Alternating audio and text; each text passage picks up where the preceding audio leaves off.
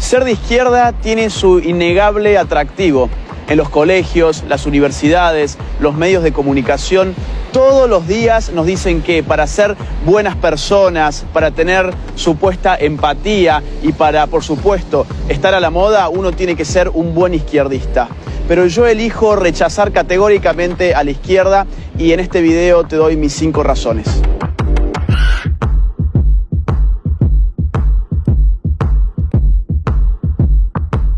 Razón número 1. La izquierda es la ideología más asesina de la historia. Izquierda y derecha son categorías políticas que nacen en el marco de la Revolución Francesa. Los jacobinos, la primer fuerza de izquierda, por así decirlo, del mundo occidental, fueron los primeros en establecer un gobierno de partido único, que a través del Comité de Salvación Pública asesinó a más de 35.000 personas por no adherir o por oponerse al régimen revolucionario a través de lo que se llamó el terror. Pero el siglo XX vería llegar al poder a la izquierda socialista a través del movimiento comunista bolchevique, de tipo marxista-leninista y maoísta. Entre 1917 y 1991, estos llevaron adelante las matanzas más cruentas de nuestra historia moderna. Aunque a menudo se procure ocultar esta realidad, inauguraron en el mundo la utilización de los llamados campos de concentración para la represión ideológica masiva, donde mediante deportaciones en masa de población se lograba una esclavitud general mediante una red de instalaciones de trabajo forzado. Estos son los números de asesinatos que solamente durante el siglo XX la izquierda cometió. Unión Soviética, 20 millones de muertos, China, 65 millones de muertos, Vietnam, 1 millón de muertos, Corea del Norte, 2 millones de muertos, Camboya, 2 millones de muertos, Europa Oriental, 1 millón de muertos, América Latina, 150.000 muertos, África, 1.700.000 muertos, Afganistán, 1.500.000 muertos. Todo esto solamente contando los casos del comunismo en el poder, es decir, sin contar los muertos en manos de organizaciones terroristas y guerrilleras de izquierda a lo largo y ancho del mundo. Por ejemplo, sin contar los más de 21.600 atentados que cometieron Montoneros y ERP en la Argentina. Por ejemplo, sin contar los más de 12.500 muertos que se llevó el Sendero Luminoso en el Perú. Si de asesinatos se trata, es bueno recordar que el primer país en el mundo que legalizó el aborto fue la Unión Soviética en el año 1920 y que en América Latina el primer país que legalizó el aborto fue Cuba en el año 1965. Es por eso que el más importante político libertario del siglo XX, Ron Paul, ya nos decía en su libro Aborto y Libertad que el aborto estaba íntimamente ligado con el totalitarismo de los movimientos comunistas. Razón número 2. La izquierda en el poder recorta todo tipo de libertades. Como explica Norberto Bobbio en Derecha e Izquierda, la médula ideológica del izquierdismo es su igualitarismo. El deseo de hacer iguales a los hombres, más allá de la igualdad ante la ley, lleva a la izquierda a destruir la libre iniciativa y la espontaneidad social. Además, el Estado reclama cada vez más poder porque siempre se necesita más poder para lograr la ansiada igualdad. Asimismo, dado que para ser iguales a los distintos hay que tratar a las personas necesariamente de manera desigual, la izquierda termina también estropeando la igualdad ante la ley. Veamos, por ejemplo, el ranking 2018 de la Heritage Foundation, que indexa a los países según su nivel de libertad económica, midiendo cantidad de impuestos, de subsidios, de regulaciones, de tramitaciones, etc. En este ranking, que escruta 180 países, los últimos 3 puestos se los lleva Corea del Norte, Cuba, Venezuela. La Bolivia de Evo Morales figura en el triste puesto número 173. Pero la izquierda no solamente aplasta la libertad económica, lo mismo hace con el resto de libertades. Por ejemplo, la libertad de prensa. El ranking 2018 de Reporteros Sin Fronteras, que mide precisamente la libertad de prensa en el mundo, tiene en sus últimos 3 lugares a Corea del Norte, China y Cuba. No olvidemos al mismo tiempo que, por ejemplo, en Venezuela, entre el año 2011 y 2018, más de 3.200 ataques a la libertad de expresión han tenido lugar. Razón número 3. La izquierda destruye la economía y el consumo. 3 grandes economistas y sociólogos, Ludwig von Mises, Max Weber y Boris Gruskus, demostraron a principios del siglo XX que bajo el socialismo la contabilidad es imposible, porque la información requerida, que es provista por el sistema de precios, queda destruida. Hay 2 tipos de casos. O bien la información no existe, como los llamados comunismos de guerra, porque lo que no existe es el dinero queda prohibido y la producción y la distribución quedan organizadas por un aparato de tipo militar, O bien la información no se genera correctamente, porque si bien las empresas utilizan dinero, lo que ellas ganan ya no depende de la demanda de los consumidores ni de la oferta en el marco de una libre competencia. Este segundo tipo, el llamado socialismo real, es el más conocido caso de economías estatizadas por la izquierda.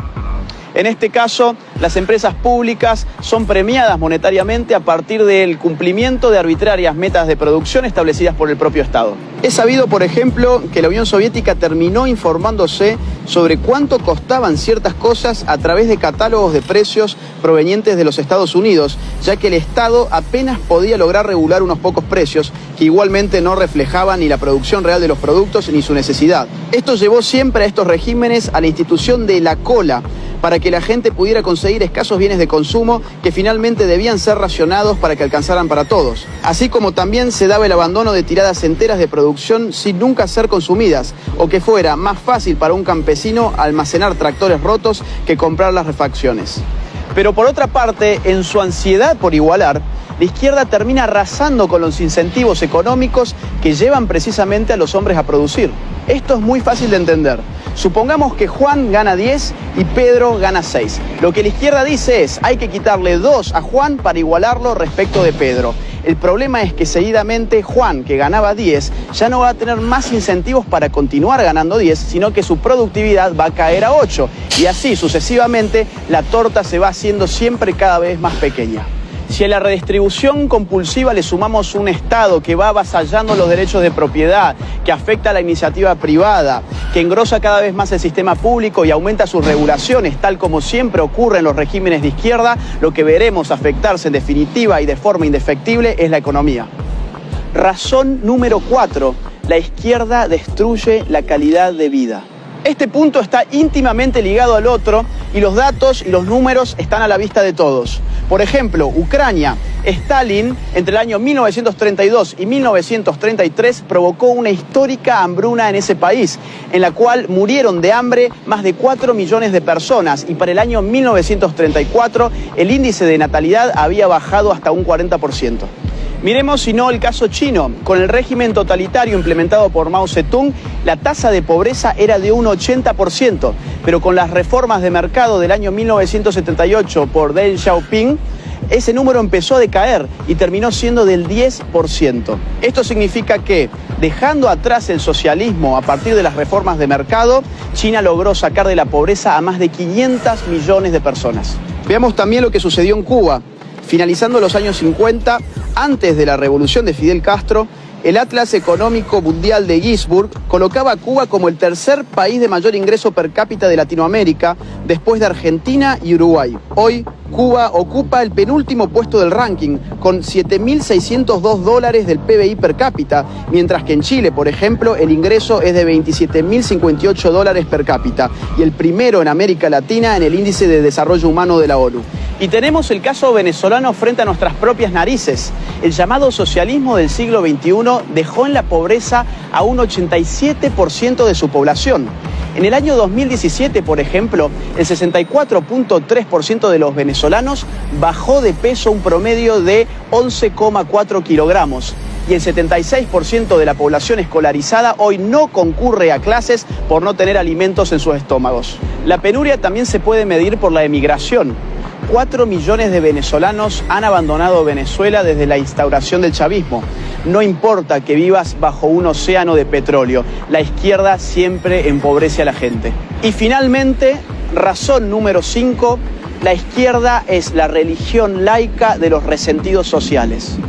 La frustración es una realidad psicológica de la cual nadie está a salvo. Es propio de la limitación humana no lograr aquello que nos proponemos en todos los casos. Siempre hay algo que no conseguimos ni podremos conseguir. El ser humano, por definición, es falible. Acá es donde la izquierda interviene, calmando la frustración y trastocándola por resentimiento.